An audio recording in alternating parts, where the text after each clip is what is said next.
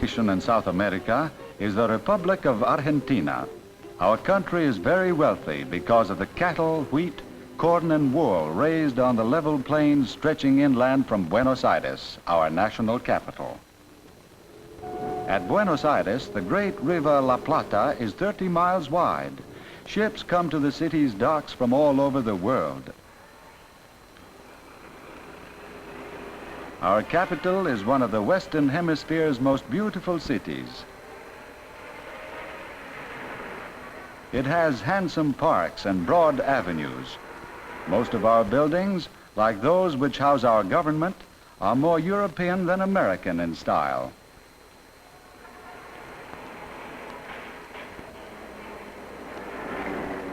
Our ancestors were mainly Spaniards and Italians, and when they came from Europe, they brought their old traditions with them. 3 million people live here now, and all of us are proud that Buenos Aires has become one of the biggest and busiest cities in the world.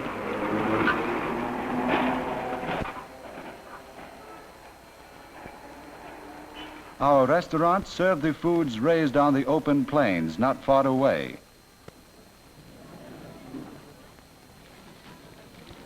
We are great meat eaters because in our country, beef is plentiful.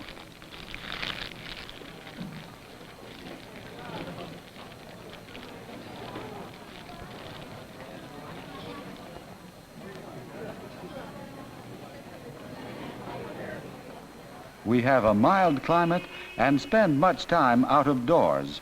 Many homes are built around patios. These shaded courtyards originated in Spain and are found widely throughout Latin America. The coolness of the patio is especially welcome during the warm days of December, January, and February, the months of the summer season south of the equator. But living in the crowded city is far different from life on the great plain called the Pampa, which surrounds Buenos Aires for hundreds of miles. The Pampa is the source of our country's wealth. As flat as the sea, the level Pampa land stretches on and on. Its black soil is deep and fertile, well suited for raising both crops and livestock.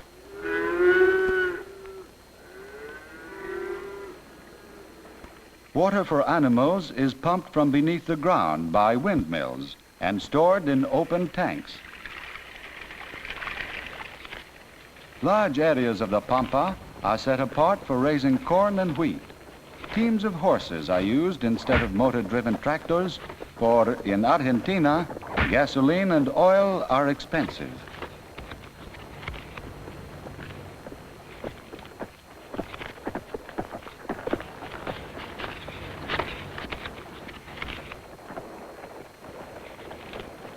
Some of the farms on the Pampa are as large as 100 square miles.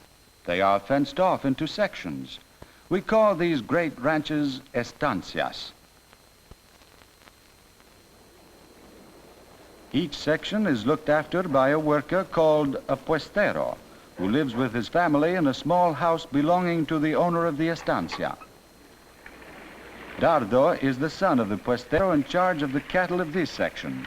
Puesteros, like Dardo's father, are paid very little, but besides their home, they are provided with some food and firewood.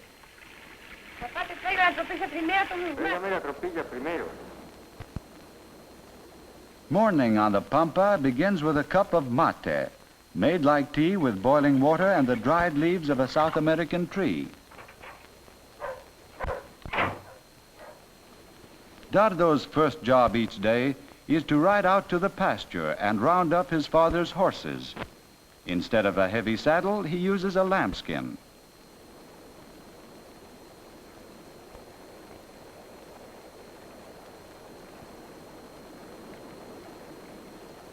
Dardo learned to ride a horse just about the same time he learned to walk. Boys of the Pampa feel as much at home on horseback as boys in other lands do on bicycles. In the field is a small herd of horses, which the puestero needs for riding around the estancia. These herds are called tropillas, and the horses in them always stay together.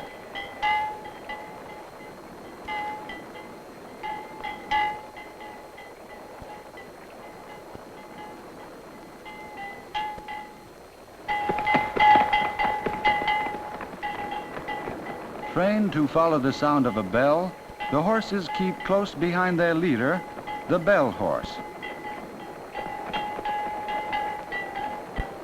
Puesteros spend most of the day on horseback and travel many miles.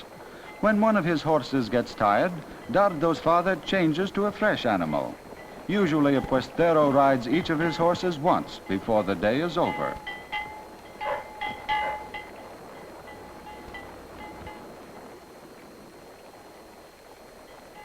In Argentina, as everywhere else, cowboys can always be recognized by their outfits.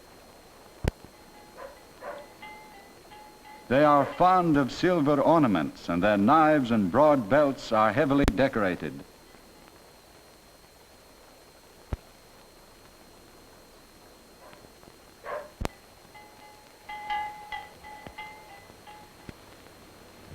With his tropilla, Dardo's father sets out for the day's work.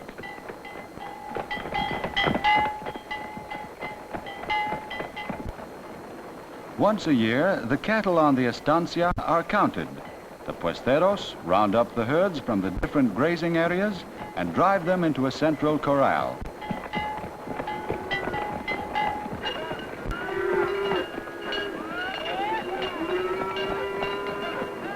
Large ranches often have as many as 20,000 beef cattle.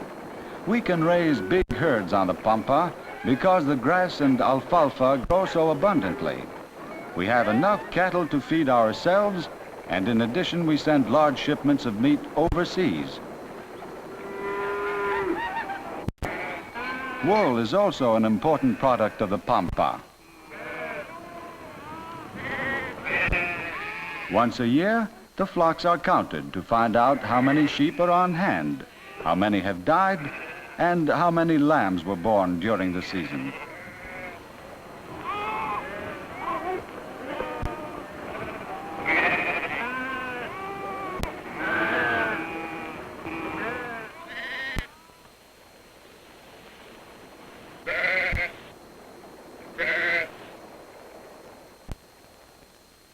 Some of our countrymen have grown very rich from the wheat, corn, beef, and wool raised on their huge estates.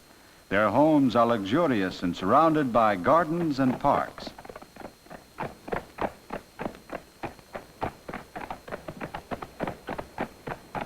The trees have been imported from other parts of the world and carefully cultivated until their roots have sunk deep enough to reach the water beneath the soil.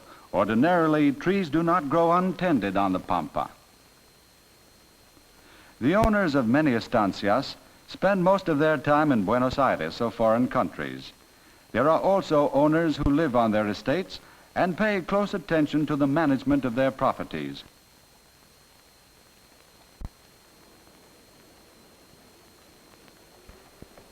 Each section of the estancia is enclosed by miles of high barbed wire fence, which must be inspected every day.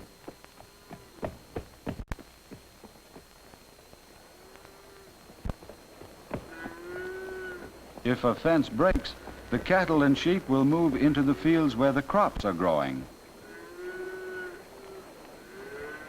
The puestero carries tools and spare wire for making repairs.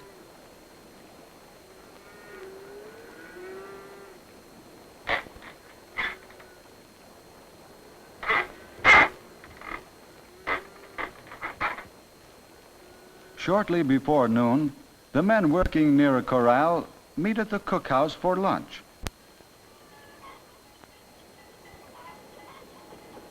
The mate is passed around. It tastes like tea, and everywhere in Argentina we like to drink it not only at meals, but at any odd moment of the day.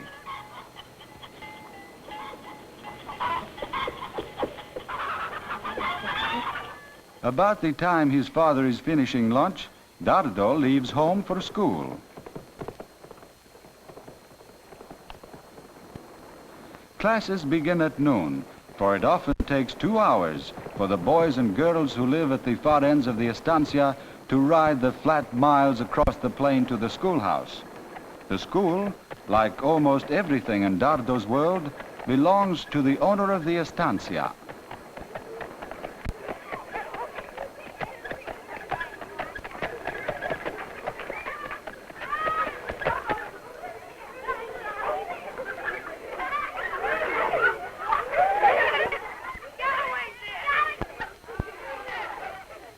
Some children are driven to school in wagons.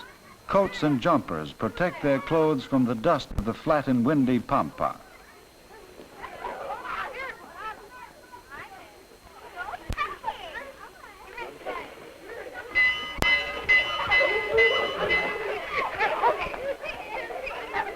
School is in session only in the warm months.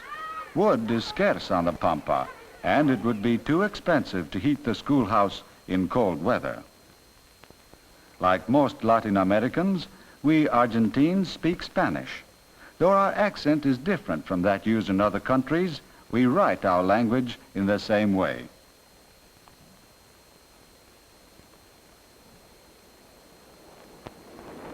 After lunch, the puesteros take on one of their most difficult jobs, rounding up horses and driving them into a corral to break them for riding.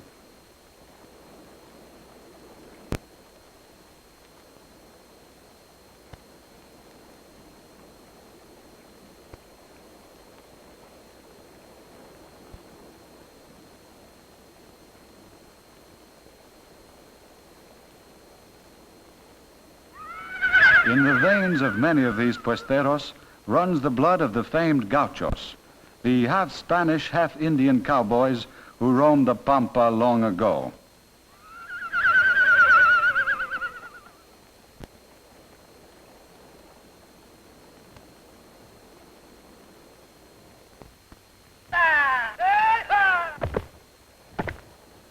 Like a gaucho, a puestero has to know how to catch a wild horse and stay on its back until he is its master.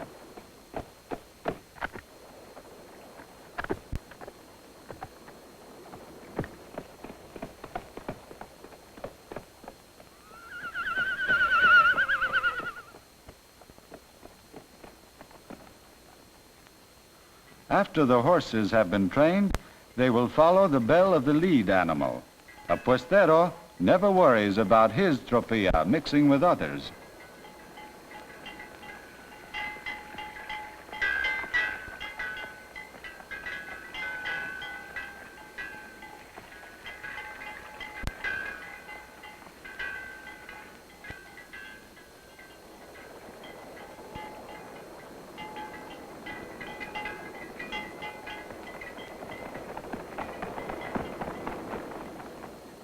At least once a year, the manager orders the foreman to prepare for the cattle drive. Some of the animals will be taken to new pastures. Others will be sent to the stockyards to be sold.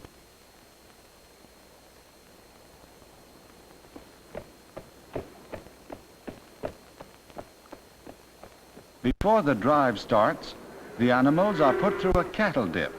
This is a chemical bath to remove insects and kill germs. If the health inspectors in Buenos Aires find any diseased cattle, they will quarantine the whole ranch for at least a month. Stubborn animals are made to hurry through the bath by a shock from an electrically charged stick.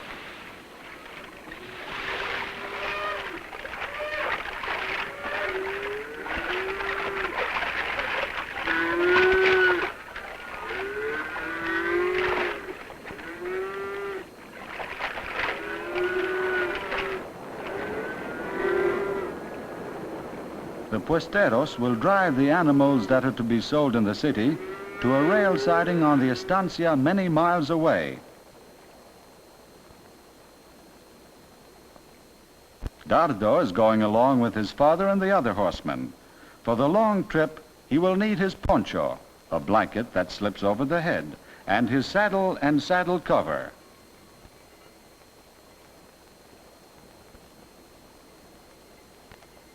Away from home, Dardo's father will still drink his mate with every meal.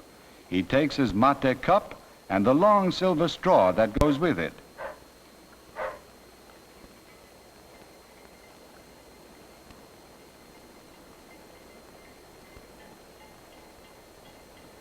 It will take 2 days to drive the cattle to the rail siding.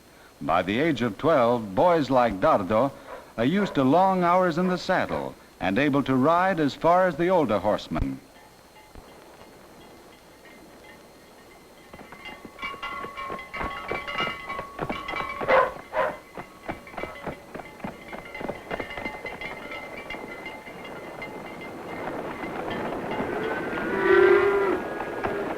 The horses are well trained and help the posteros keep the cattle together.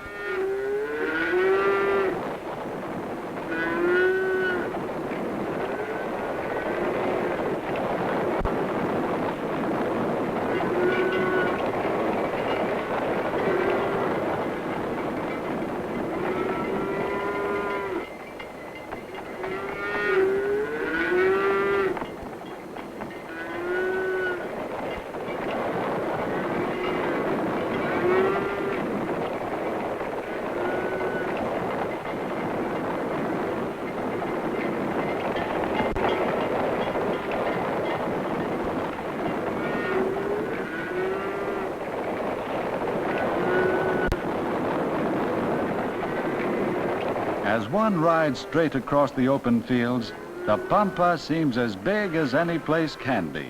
There is nothing but the flat land, the empty sky, and the cattle. In the late afternoon, the horsemen find a place near water where they can make camp for the night. When the posteros have decided where they will sleep, the packs of the horses are unloaded. The bundles of firewood brought from home must be used with care because there is nothing on the Pampa with which to make a fire. Even on a trip, posteros like to keep themselves busy either by mending harnesses or making cowhide belts.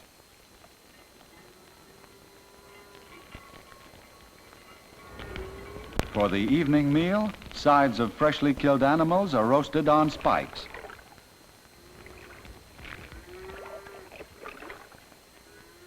When dinner is served, each man slices his own chunk of roast meat and helps himself to bread.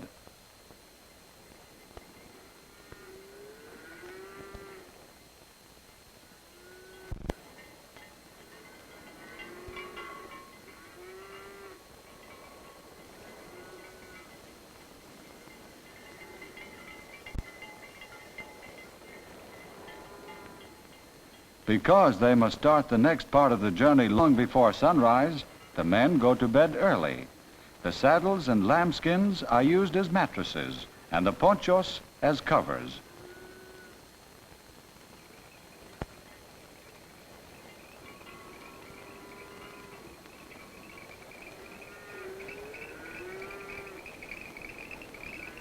Soon the camp is asleep, except for the men who take turns watching the cattle.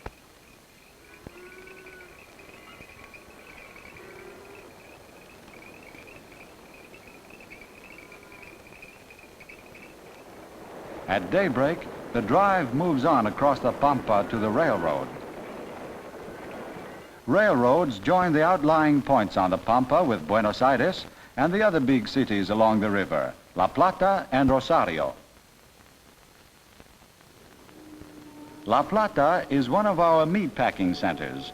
The packing plants along the docks are called frigoríficos, which means refrigerators, because large amounts of beef and other meats are frozen there. Before meat is frozen, it is graded by inspectors who make sure it is of good quality.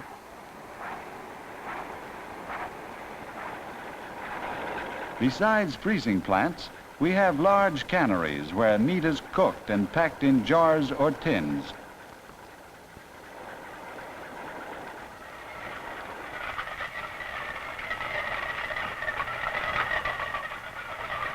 From the harbors of La Plata, Rosario, and Buenos Aires, we send our beef and other meats to countries across the seas.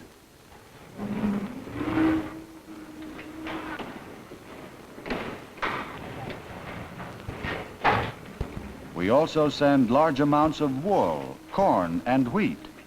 And in return, Argentina receives machinery, cloth, and fuel needed from other countries. Sometimes, as many as 200 ships from all over the world are docked at Buenos Aires, the second largest port in South America.